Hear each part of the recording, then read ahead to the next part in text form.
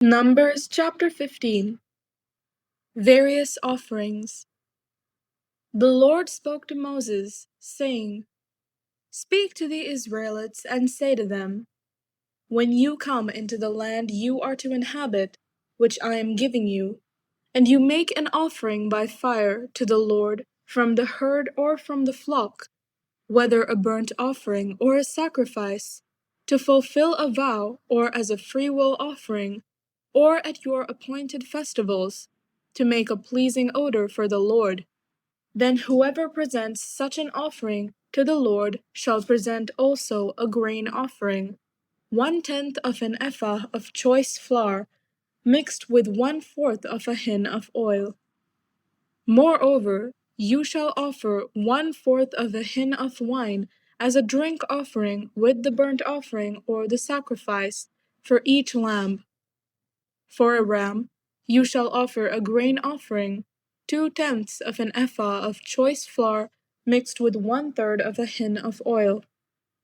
And as a drink offering, you shall offer 1/3 of a hin of wine, a pleasing odor to the Lord. When you offer a bull as a burnt offering or a sacrifice, to fulfill a vow or as an offering of well-being to the Lord, then you shall present with the bull a grain offering, 3/10 of an ephah of choice flour, mixed with half a hin of oil.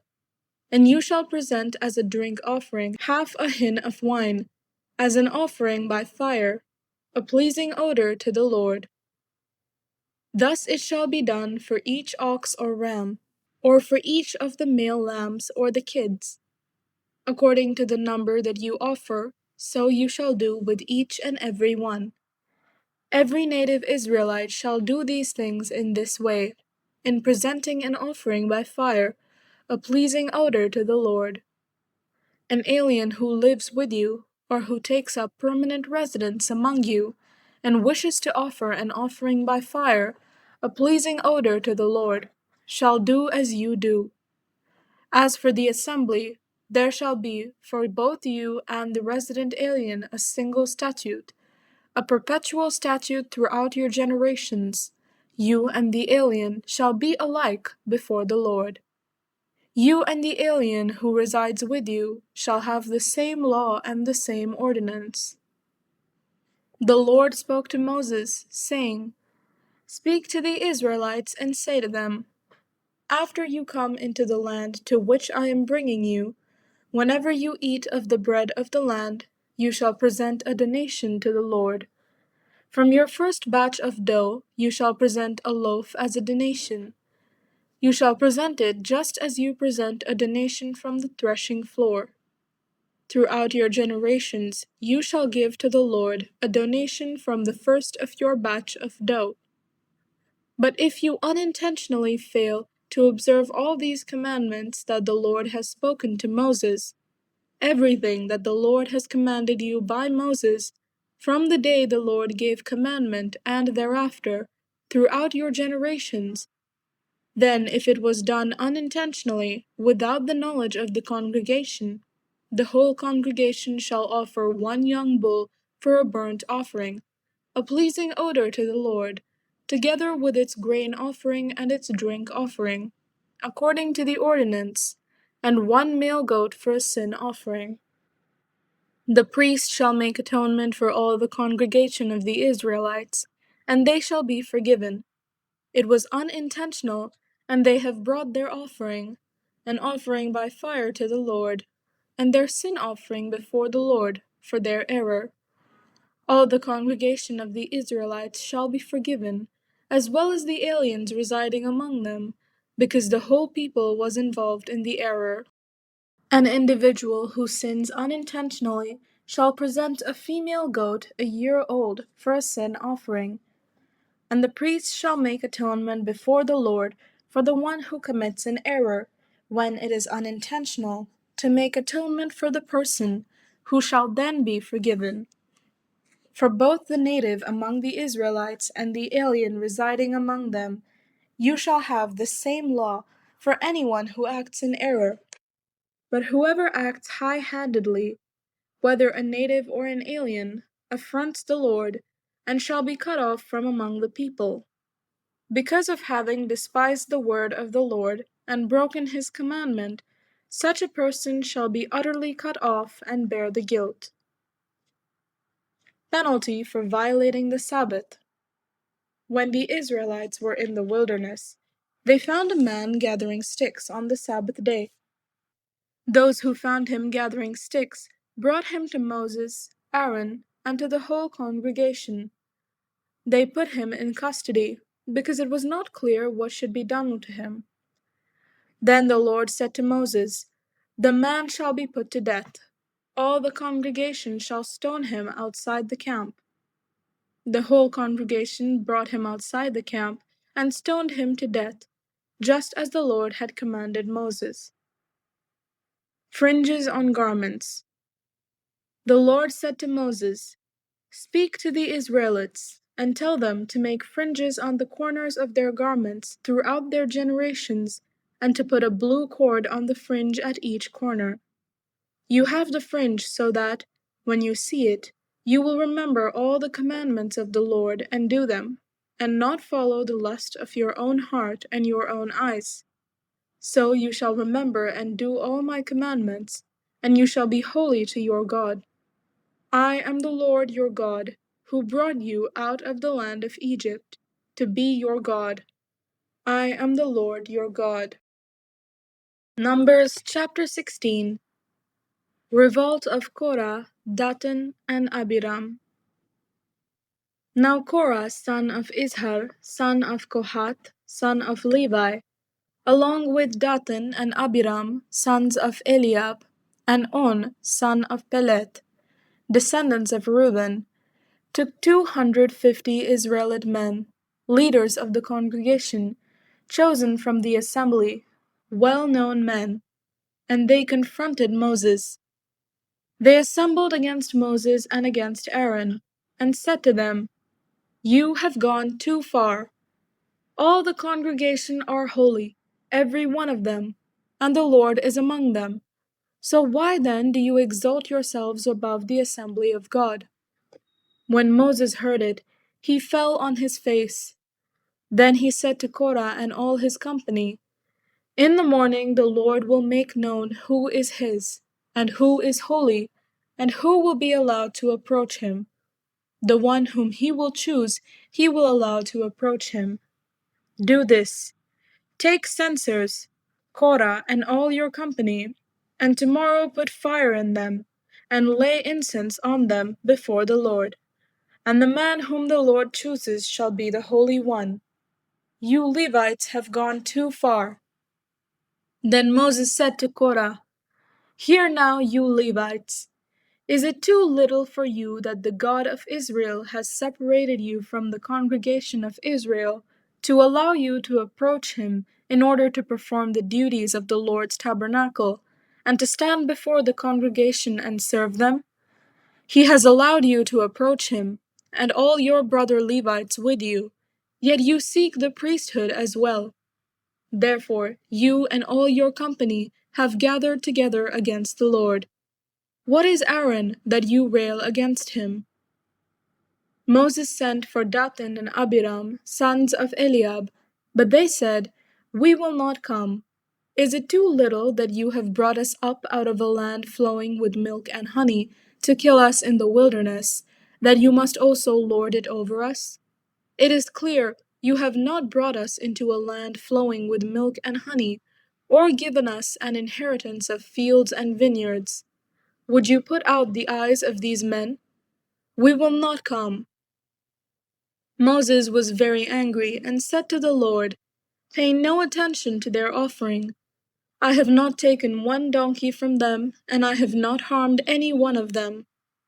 And Moses said to Korah, "As for you and all your company, be present tomorrow before the Lord, you and they and Aaron, and let each one of you take his censer and put incense on it, and each one of you present his censer before the Lord, 250 censers. You also and Aaron, each his censer." So each man took his censer, and they put fire in the censers and laid incense on them. And they stood at the entrance of the tent of meeting with Moses and Aaron. Then Korah assembled the whole congregation against them at the entrance of the tent of meeting, and the glory of the Lord appeared to the whole congregation.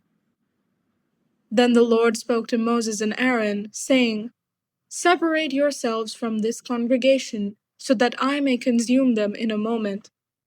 They fell on their faces and said, O God, the God of the spirits of all flesh, shall one person sin, and you become angry with the whole congregation? And the Lord spoke to Moses, saying, Say to the congregation, Get away from the dwellings of Korah, Dathan, and Abiram. So Moses got up and went to Dathan and Abiram. The elders of Israel followed him. He said to the congregation, Turn away from the tents of these wicked men, and touch nothing of theirs, or you will be swept away for all their sins. So they got away from the dwellings of Korah, Dathan, and Abiram. And Dathan and Abiram came out and stood at the entrance of their tents, together with their wives, their children, and their little ones. And Moses said, This is how you shall know that the Lord has sent me to do all these works. It has not been of my own accord.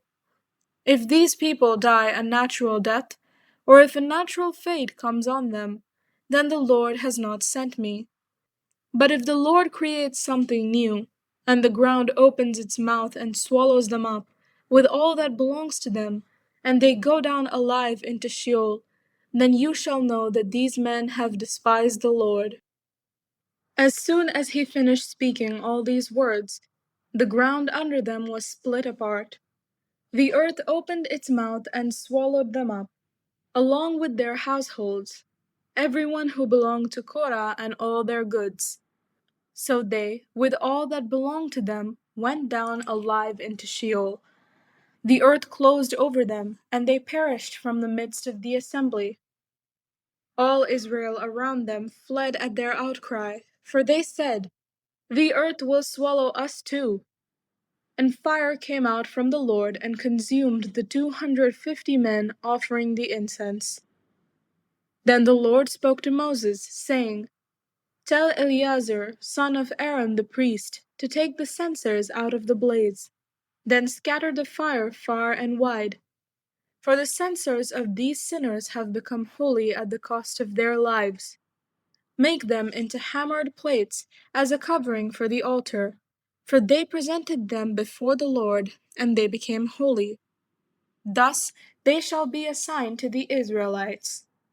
So Eleazar the priest took the bronze censers that had been presented by those who were burned, and they were hammered out as a covering for the altar, a reminder to the Israelites that no outsider who is not of the descendants of Aaron shall approach to offer incense before the Lord, so as not to become like Korah and his company, just as the Lord had said to him through Moses. On the next day, however, the whole congregation of the Israelites rebelled against Moses and against Aaron, saying, You have killed the people of the Lord.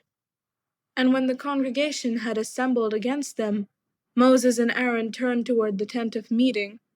The cloud had covered it, and the glory of the Lord appeared. Then Moses and Aaron came to the front of the tent of meeting, and the Lord spoke to Moses, saying, Get away from this congregation, so that I may consume them in a moment. And they fell on their faces. Moses said to Aaron, Take your censer, put fire on it from the altar, and lay incense on it, and carry it quickly to the congregation, and make atonement for them. For wrath has gone out from the Lord, the plague has begun. So Aaron took it as Moses had ordered, and ran into the middle of the assembly, where the plague had already begun among the people. He put on the incense, and made atonement for the people. He stood between the dead and the living, and the plague was stopped. Those who died by the plague were 14,700, besides those who died in the affair of Korah. When the plague was stopped, Aaron returned to Moses at the entrance of the tent of meeting. Numbers chapter 17. the budding of Aaron's rod. The Lord spoke to Moses, saying, Speak to the Israelites, and get 12 staffs from them, one for each ancestral house, from all the leaders of their ancestral houses. Write each man's name on his staff, and write Aaron's name on the staff of Levi. For there shall be one staff for the head of each ancestral house. Place them in the tent of meeting, before the covenant, where I meet with you. And the staff of the man whom I choose shall sprout. Thus I will put a stop to the complaints of the Israelites that they continually make against you. Moses spoke to the Israelites, and all their leaders gave him staffs, one for each leader, according to their ancestral houses, 12 staffs, and the staff of Aaron was among theirs. So Moses placed the staffs before the Lord in the tent of the covenant. When Moses went into the tent of the covenant on the next day, the staff of Aaron for the house of Levi had sprouted. It put forth buds, produced blossoms, and bore ripe almonds. Then Moses brought out all the staffs from before the Lord to the Israelites. And they looked, and each man took his staff.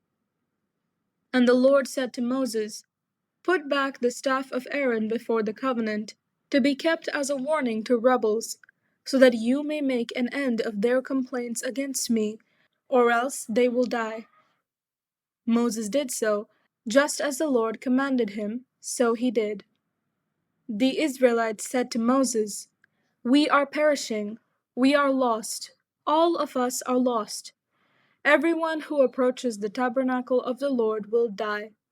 Are we all to perish? Numbers chapter 18. Responsibility of priests and Levites. The Lord said to Aaron, You and your sons and your ancestral house with you shall bear responsibility for offenses connected with the sanctuary, while you and your sons alone shall bear responsibility for offenses connected with the priesthood. So bring with you also your brothers of the tribe of Levi, your ancestral tribe, in order that they may be joined to you and serve you while you and your sons with you are in front of the tent of the covenant. They shall perform duties for you and for the whole tent. But they must not approach either the utensils of the sanctuary or the altar, otherwise both they and you will die. They are attached to you in order to perform the duties of the tent of meeting, for all the service of the tent. No outsider shall approach you. You yourselves shall perform the duties of the sanctuary and the duties of the altar, so that wrath may never again come upon the Israelites. It is I who now take your brother Levites from among the Israelites. They are now yours as a gift, dedicated to the Lord, to perform the service of the tent of meeting. But you and your sons with you shall diligently perform your priestly duties in all that concerns the altar and the area behind the curtain. I give your priesthood as a gift. Any outsider who approaches shall be put to death. The priest's portion. The Lord spoke to Aaron, I have given you charge of the offerings made to me, all the holy gifts of the Israelites. I have given them to you and your sons as a priestly portion due to you in perpetuity. This shall be yours from the most holy things, reserved from the fire. Every offering of theirs that they render to me as a most holy thing, whether grain offering, sin offering, or guilt offering, shall belong to you and your sons. As a most holy thing you shall eat it. Every male may eat it. It shall be holy to you. This also is yours. I have given to you, together with your sons and daughters, as a perpetual due, whatever is set aside from the gifts of all the elevation offerings of the Israelites. Everyone who is clean in your house may eat them. All the best of the oil and all the best of the wine and of the grain, the choice produce that they give to the Lord, I have given to you. The first fruits of all that is in their land, which they bring to the Lord, shall be yours. Everyone who is clean in your house may eat of it. Every devoted thing in Israel shall be yours. The first issue of the womb of all creatures, human and animal, which is offered to the Lord, shall be yours. But the firstborn of human beings you shall redeem, and the firstborn of unclean animals you shall redeem. Their redemption price, reckoned from 1 month of age, you shall fix at 5 shekels of silver, according to the shekel of the sanctuary, that is, 20 gerahs. But the firstborn of a cow, or the firstborn of a sheep, or the firstborn of a goat, you shall not redeem. They are holy. You shall dash their blood on the altar, and shall turn their fat into smoke, as an offering by fire for a pleasing odor to the Lord. But their flesh shall be yours, just as the breast that is elevated, and as the right thigh are yours. All the holy offerings that the Israelites present to the Lord I have given to you, together with your sons and daughters, as a perpetual due. It is a covenant of salt forever before the Lord, for you and your descendants as well. Then the Lord said to Aaron, You shall have no allotment in their land, nor shall you have any share among them. I am your share and your possession among the Israelites. To the Levites I have given every tithe in Israel for a possession in return for the service that they perform, the service in the tent of meeting. From now on the Israelites shall no longer approach the tent of meeting, or else they will incur guilt and die. But the Levites shall perform the service of the tent of meeting, and they shall bear responsibility for their own offenses. It shall be a perpetual statute throughout your generations. But among the Israelites they shall have no allotment, because I have given to the Levites as their portion the tithe of the Israelites, which they set apart as an offering to the Lord. Therefore I have said of them that they shall have no allotment among the Israelites. Then the Lord spoke to Moses, saying, You shall speak to the Levites, saying, When you receive from the Israelites the tithe that I have given you from among them for your portion, you shall set apart an offering from it to the Lord, a tithe of the tithe. It shall be reckoned to you as your gift, the same as the grain of the threshing floor and the fullness of the winepress. Thus you shall also set apart an offering to the Lord from all the tithes that you receive from the Israelites, and from them you shall give the Lord's offering to the priest Aaron. Out of all the gifts to you, you shall set apart every offering due to the Lord. The best of all of them is the part to be consecrated. Say also to them, When you have set apart the best of it, then the rest shall be reckoned to the Levites as produce of the threshing floor, and as produce of the winepress. You may eat it in any place, you and your households, for it is your payment for your service in the tent of meeting. You shall incur no guilt by reason of it, when you have offered the best of it. But you shall not profane the holy gifts of the Israelites, on pain of death. Numbers chapter 19. Ceremony of the red heifer. The Lord spoke to Moses and Aaron, saying, This is the statute of the law that the Lord has commanded. Tell the Israelites to bring you a red heifer without defect, in which there is no blemish, and on which no yoke has been laid. You shall give it to the priest Eleazar, and it shall be taken outside the camp and slaughtered in his presence. The priest Eleazar shall take some of its blood with his finger, and sprinkle it 7 times toward the front of the tent of meeting. Then the heifer shall be burned in his sight. Its skin, its flesh, and its blood, with its dung, shall be burned. The priest shall take cedar wood, hyssop, and crimson material, and throw them into the fire in which the heifer is burning. Then the priest shall wash his clothes and bathe his body in water, and afterwards he may come into the camp, but the priest shall remain unclean until evening. The one who burns the heifer shall wash his clothes in water and bathe his body in water. He shall remain unclean until evening. Then someone who is clean shall gather up the ashes of the heifer and deposit them outside the camp in a clean place. And they shall be kept for the congregation of the Israelites for the water of cleansing. It is a purification offering. The one who gathers the ashes of the heifer shall wash his clothes and be unclean until the evening. This shall be a perpetual statute for the Israelites and for the alien residing among them. Those who touch the dead body of any human being shall be unclean 7 days. They shall purify themselves with the water on the 3rd day and on the 7th day, and so be clean. But if they do not purify themselves on the 3rd day and on the 7th day, they will not become clean. All who touch a corpse, the body of a human being who has died, and do not purify themselves, defile the tabernacle of the Lord. Such persons shall be cut off from Israel. Since water for cleansing was not dashed on them, they remain unclean. Their uncleanness is still on them. This is the law when someone dies in a tent.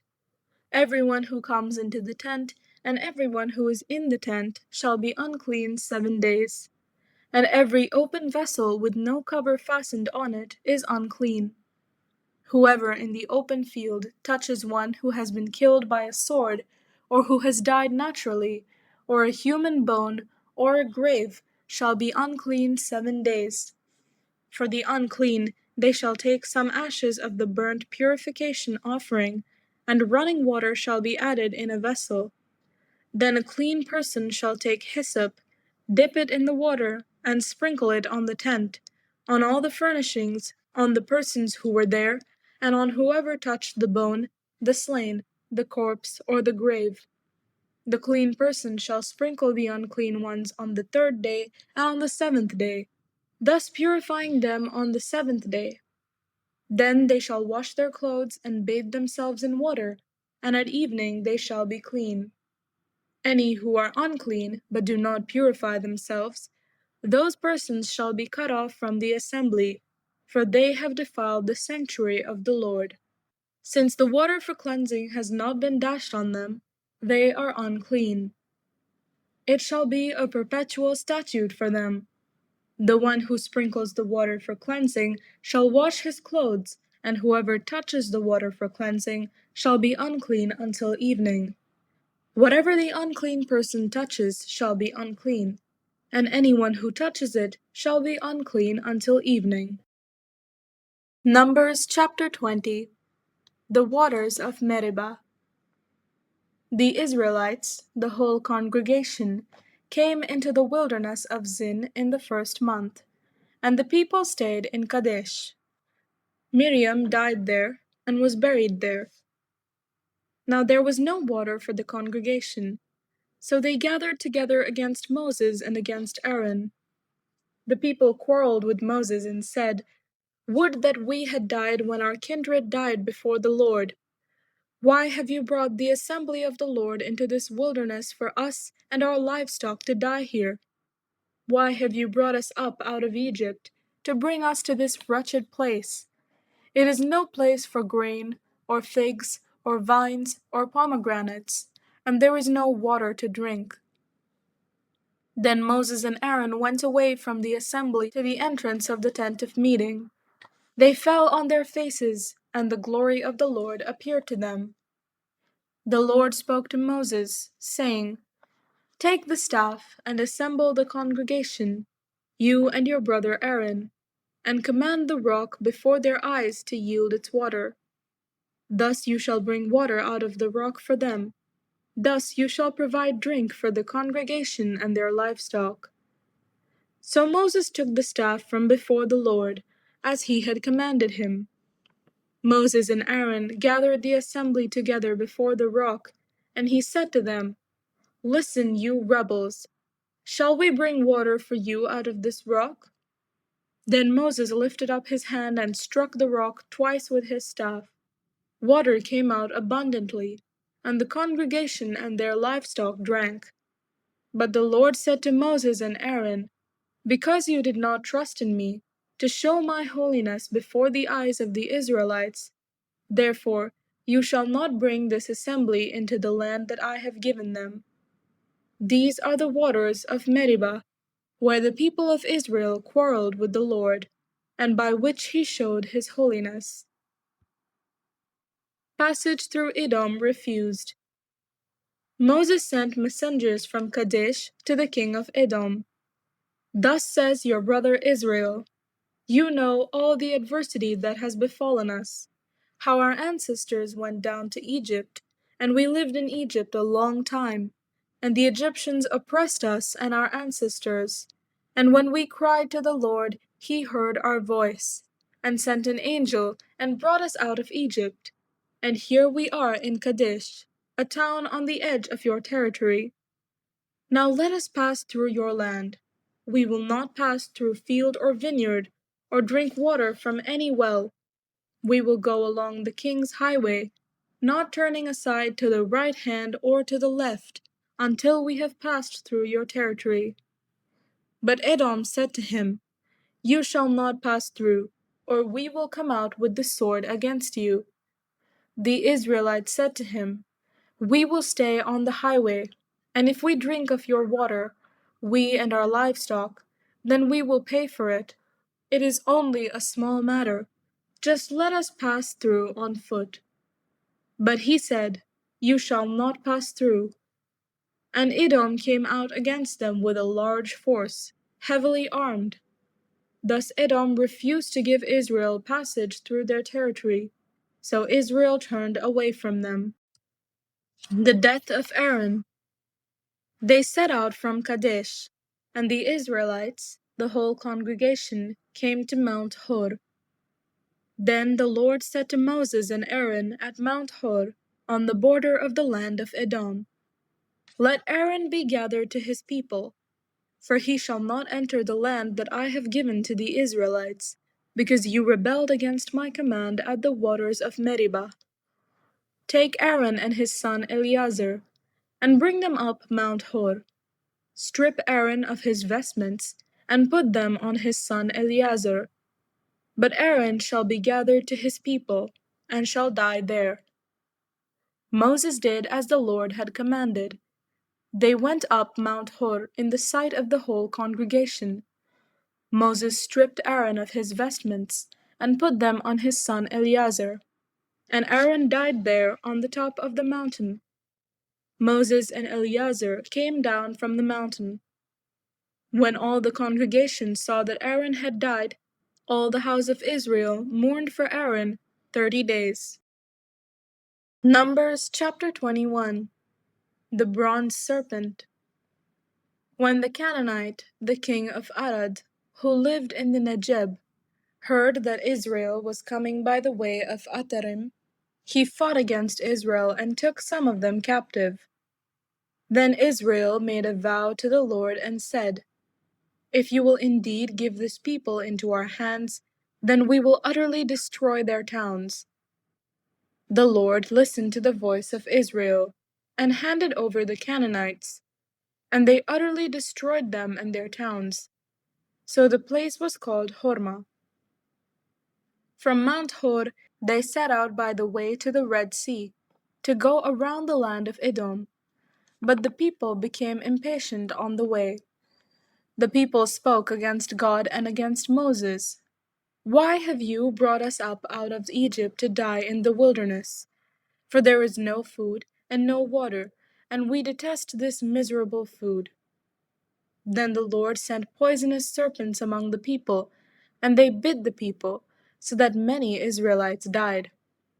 The people came to Moses and said, "We have sinned by speaking against the Lord and against you. Pray to the Lord to take away the serpents from us." So Moses prayed for the people. And the Lord said to Moses, "Make a poisonous serpent, and set it on a pole, and everyone who is bitten shall look at it and live." So Moses made a serpent of bronze, and put it upon a pole, and whenever a serpent bit someone, that person would look at the serpent of bronze and live. The journey to Moab. The Israelites set out and camped in Oboth. They set out from Oboth and camped at Ai Abarim, in the wilderness bordering Moab toward the sunrise. From there they set out and camped in the Wadi Zered. From there they set out and camped on the other side of the Arnon, in the wilderness that extends from the boundary of the Amorites. For the Arnon is the boundary of Moab, between Moab and the Amorites. Wherefore it is said in the book of the wars of the Lord, Waheb in Suphah and the Wadis, the Arnon, and the slopes of the Wadis that extend to the seat of Ar, and lie along the border of Moab. From there they continued to Beer.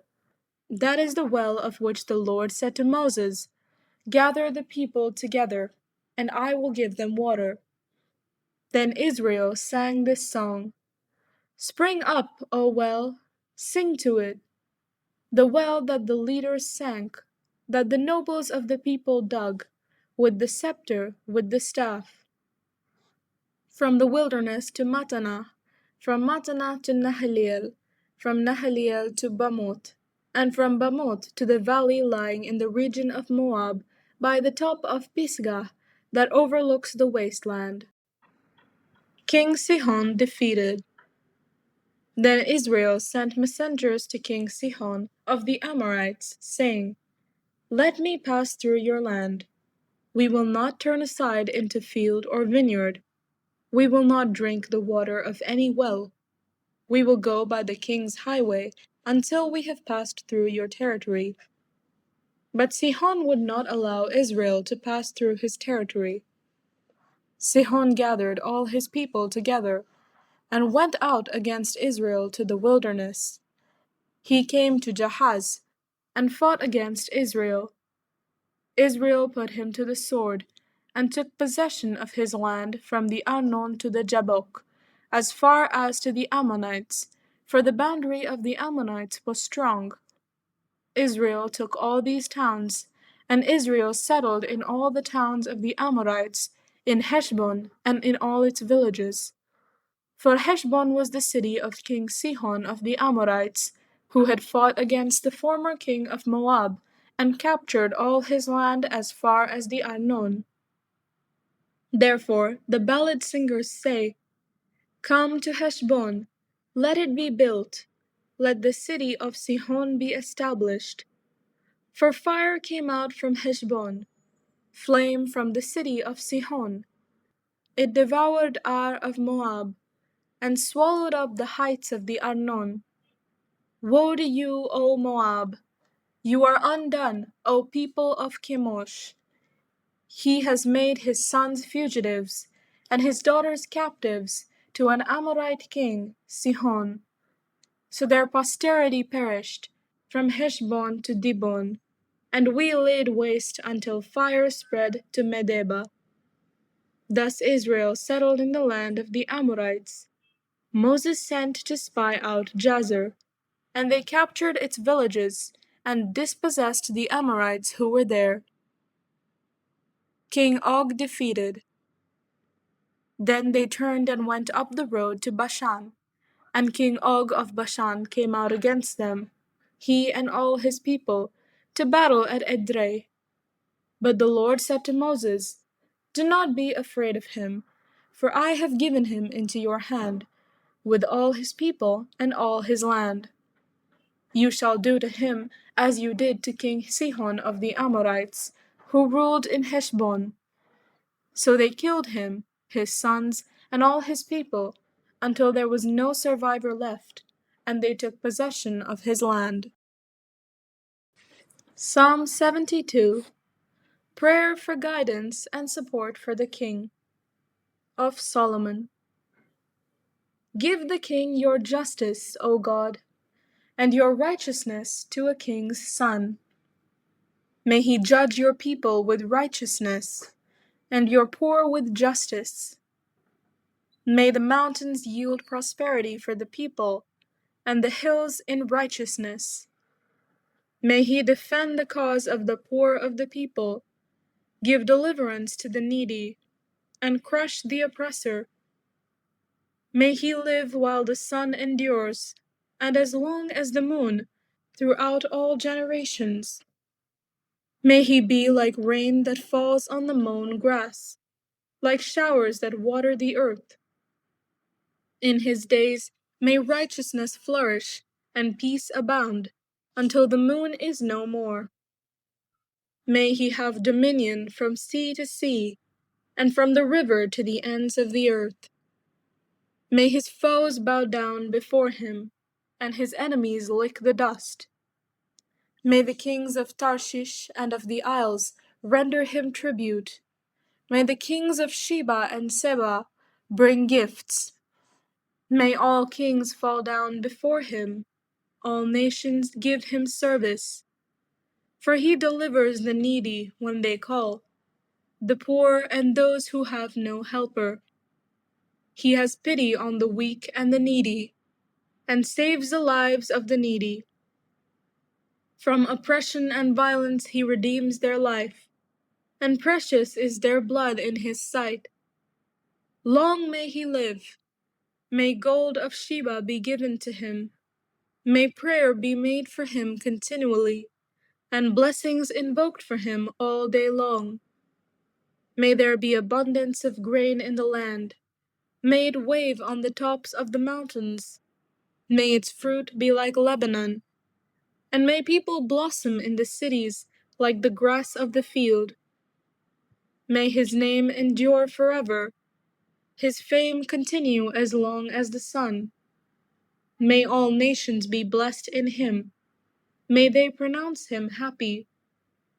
Blessed be the Lord, the God of Israel, who alone does wondrous things. Blessed be his glorious name forever. May his glory fill the whole earth. Amen and amen. The prayers of David, son of Jesse, are ended. Psalm 73. Plea for relief from oppressors. A psalm of Asaph. Truly, God is good to the upright, to those who are pure in heart. But as for me, my feet had almost stumbled, my steps had nearly slipped. For I was envious of the arrogant, I saw the prosperity of the wicked. For they have no pain, their bodies are sound and sleek. They are not in trouble as the others are. They are not plagued like other people. Therefore pride is their necklace, violence covers them like a garment. Their eyes swell out with fatness, their hearts overflow with follies. They scoff and speak with malice, loftily they threaten oppression. They set their mouths against heaven, and their tongues range over the earth. Therefore the people turn and praise them, and find no fault in them. And they say, how can God know? Is there knowledge in the Most High? Such are the wicked, always at ease, they increase in riches. All in vain I have kept my heart clean, and washed my hands in innocence. For all day long I have plagued, and am punished every morning.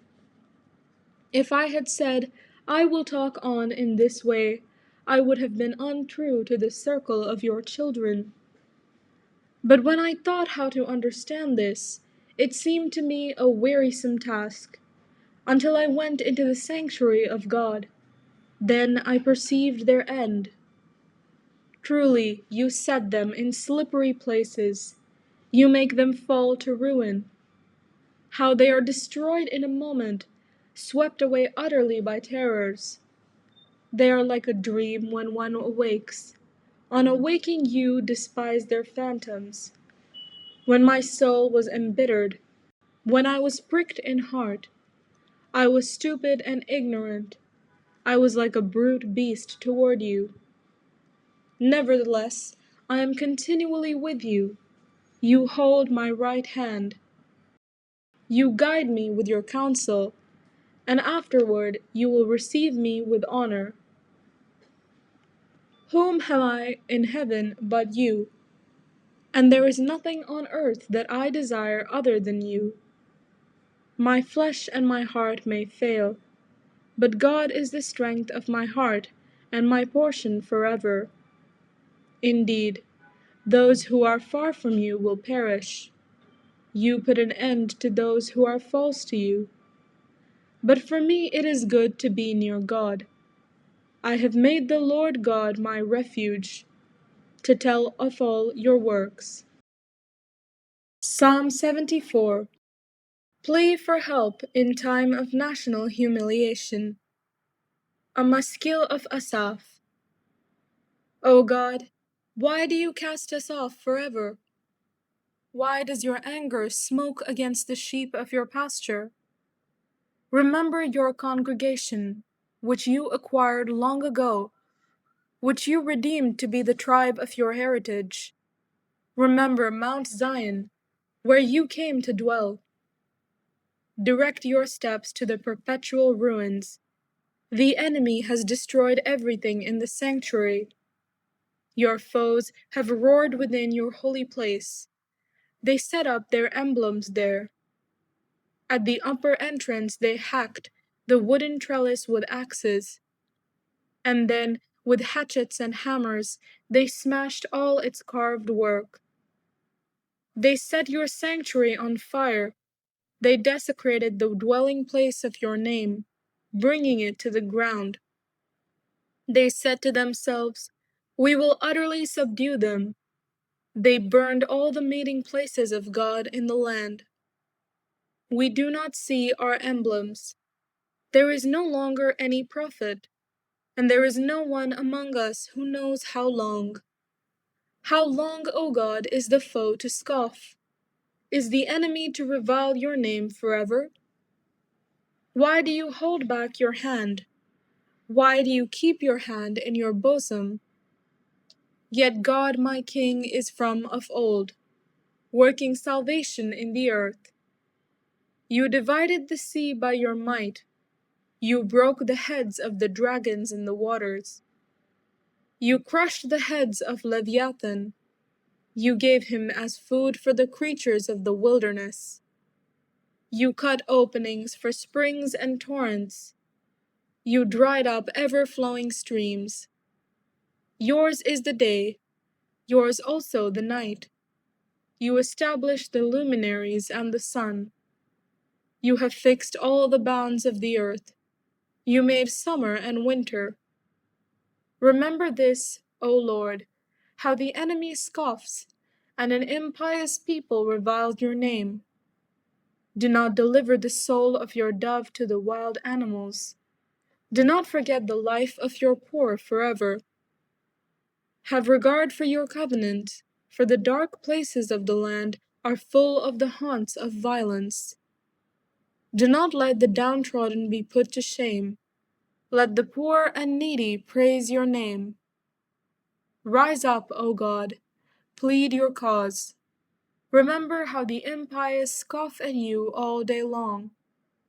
Do not forget the clamor of your foes, the uproar of your adversaries that goes up continually. Luke chapter 5. Jesus calls the first disciples. Once, while Jesus was standing beside the lake of Gennesaret, and the crowd was pressing in on him to hear the word of God, he saw two boats there at the shore of the lake. The fishermen had gone out of them and were washing their nets. He got into one of the boats, the one belonging to Simon, and asked him to put out a little way from the shore. Then he sat down and taught the crowds from the boat. When he had finished speaking, he said to Simon, "Put out into the deep water, and let down your nets for a catch." Simon answered, "Master, we have worked all night long, but have caught nothing. Yet if you say so, I will let down the nets." When they had done this, they caught so many fish that their nets were beginning to break. So they signaled their partners in the other boat to come and help them. And they came and filled both boats, so that they began to sink. But when Simon Peter saw it, he fell down at Jesus' knees, saying, "Go away from me, Lord, for I am a sinful man." For he and all who were with him were amazed at the catch of fish that they had taken. And so also were James and John, sons of Zebedee, who were partners with Simon. Then Jesus said to Simon, "Do not be afraid. From now on you will be catching people." When they had brought their boats to the shore, they left everything and followed him. Jesus cleanses a leper. Once, when he was in one of the cities, there was a man covered with leprosy. When he saw Jesus, he bowed with his face to the ground and begged him, "Lord, if you choose, you can make me clean." Then Jesus stretched out his hand, touched him, and said, "I do choose. Be made clean." Immediately the leprosy left him, and he ordered him to tell no one. "Go," he said, "and show yourself to the priest, and, as Moses commanded, make an offering for your cleansing, for a testimony to them." But now more than ever, the word about Jesus spread abroad. Many crowds would gather to hear him and to be cured of their diseases.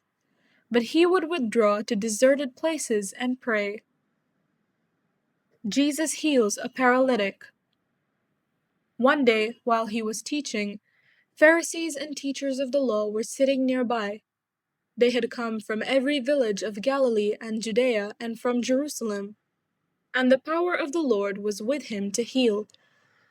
Just then, some men came, carrying a paralyzed man on a bed. They were trying to bring him in and lay him before Jesus, but finding no way to bring him in because of the crowd, they went up on the roof and let him down with his bed through the tiles into the middle of the crowd in front of Jesus. When he saw their faith, he said, "Friend, your sins are forgiven you." Then the scribes and the Pharisees began to question, "Who is this who is speaking blasphemies? Who can forgive sins but God alone?" When Jesus perceived their questionings, he answered them, "Why do you raise such questions in your hearts? Which is easier to say, 'Your sins are forgiven you,' or to say, 'Stand up and walk'? But so that you may know that the Son of Man has authority on earth to forgive sins." He said to the one who was paralyzed, "I say to you, stand up and take your bed and go to your home." Immediately he stood up before them, took what he had been lying on, and went to his home, glorifying God. Amazement seized all of them, and they glorified God and were filled with awe, saying, "We have seen strange things today." Jesus calls Levi.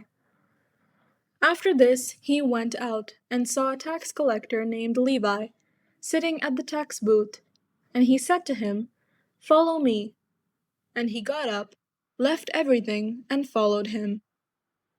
Then Levi gave a great banquet for him in his house, and there was a large crowd of tax collectors and others sitting at the table with them. The Pharisees and their scribes were complaining to his disciples, saying, "Why do you eat and drink with tax collectors and sinners?" Jesus answered, "Those who are well have no need of a physician, but those who are sick. I have come to call not the righteous, but sinners to repentance." The question about fasting. Then they said to him, "John's disciples, like the disciples of the Pharisees, frequently fast and pray, but your disciples eat and drink." Jesus said to them, "You cannot make wedding guests fast while the bridegroom is with them, can you? The days will come when the bridegroom will be taken away from them, and then they will fast in those days." He also told them a parable. "No one tears a piece from a new garment and sews it on an old garment. Otherwise, the new will be torn, and the piece from the new will not match the old. And no one puts new wine into old wineskins. Otherwise, the new wine will burst the skins and will be spilled, and the skins will be destroyed. But new wine must be put into fresh wineskins. And no one, after drinking old wine, desires new wine, but says, the old is good. Luke chapter 6. The question about the Sabbath. One Sabbath, while Jesus was going through the grain fields, his disciples plucked some heads of grain, rubbed them in their hands, and ate them. But some of the Pharisees said, why are you doing what is not lawful on the Sabbath? Jesus answered, have you not read what David did when he and his companions were hungry? He entered the house of God, and took and ate the bread of the presence, which it is not lawful for any but the priests to eat, and then gave some to his companions. Then he said to them, the Son of Man is Lord of the Sabbath. The man with a withered hand. On another Sabbath he entered the synagogue and taught, and there was a man there whose right hand was withered.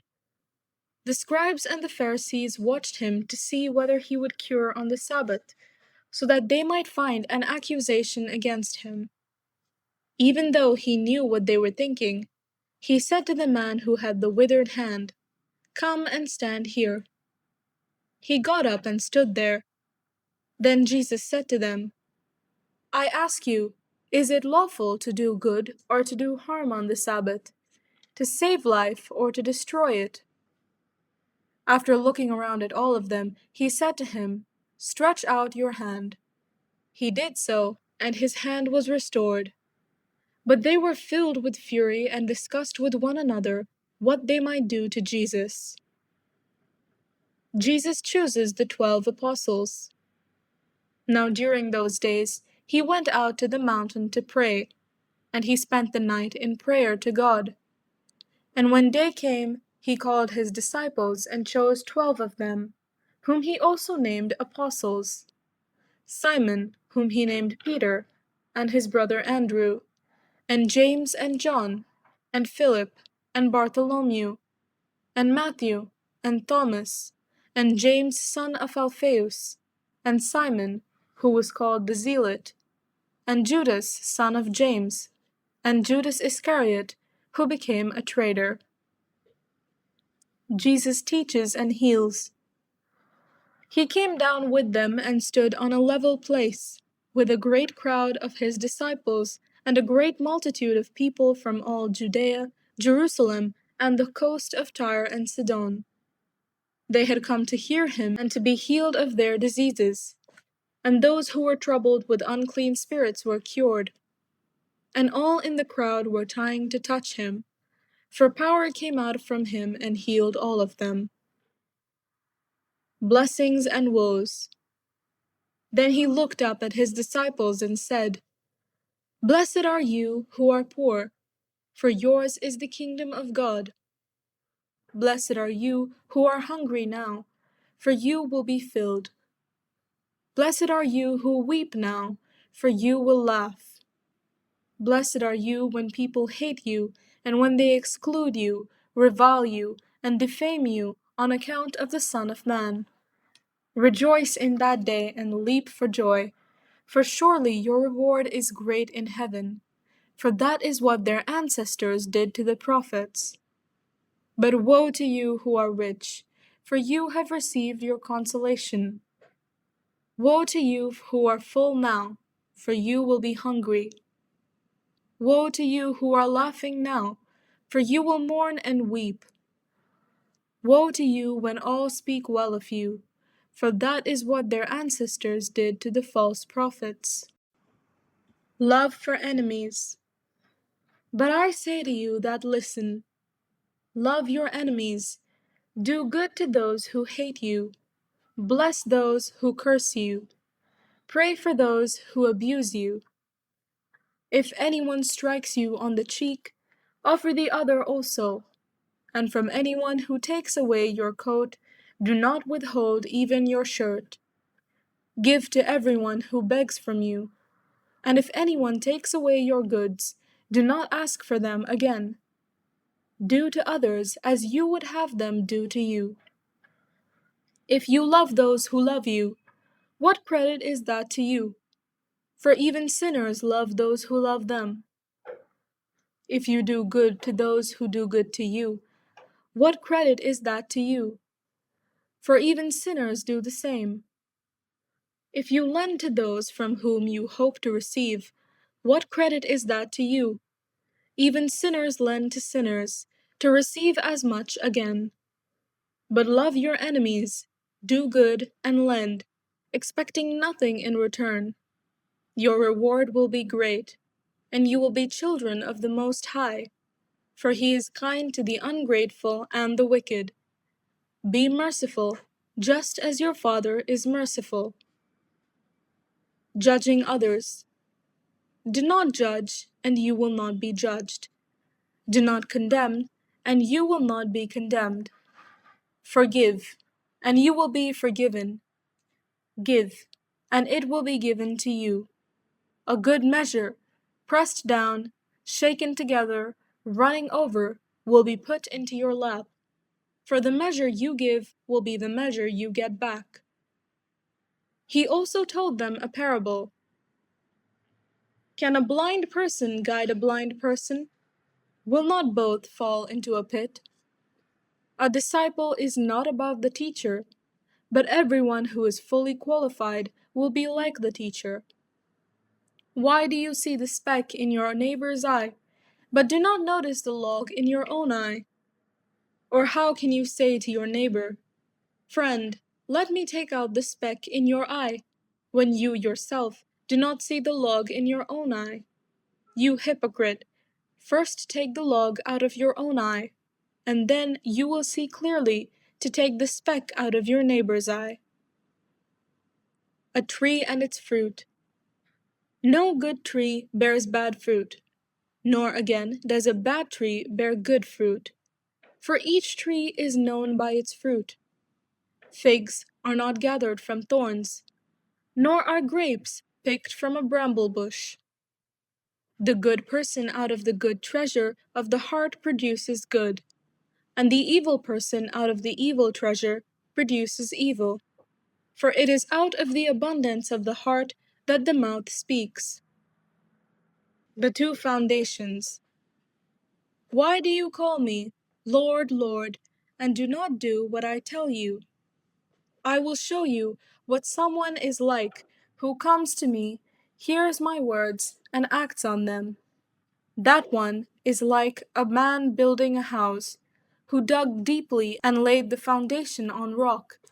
When a flood arose, the river burst against that house, but could not shake it, because it had been well built. But the one who hears and does not act is like a man who built a house on the ground without a foundation. When the river burst against it, immediately it fell, and great was the ruin of that house.